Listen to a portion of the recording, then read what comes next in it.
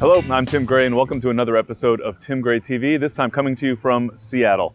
Let's talk about photographic exposure. You might already be familiar with the Sunny 16 rule.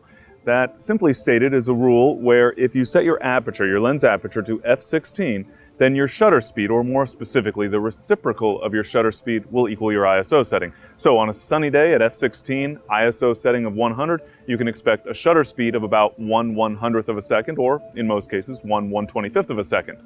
But I'm in Seattle, and as is very common here, it's not sunny, it's very overcast. So, Overcast 8, we set our lens aperture to f8, and then the reciprocal of our shutter speed will match our ISO setting. And of course, that just gives us a good starting point. It doesn't mean that that will give us an excellent exposure for every situation.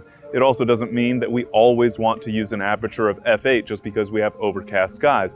But these rules, Sunny 16 and Overcast 8, help give you a good starting point for your exposure, and then you can take it from there. For example, here I've got this nice fountain in the background. I don't want to use a fast shutter speed. I want a relatively slow shutter speed, and so I might start with my Overcast 8 rule and then dial things down a little bit from there. So once again, using those basic guidelines just give us a good starting point so that we can look at a scene and have a basic concept, a basic idea of what our optimal exposure settings might be. We can then start there and adjust as needed based on, for example, some practice photos where we take a look at our histogram and evaluate and fine-tune the settings as needed.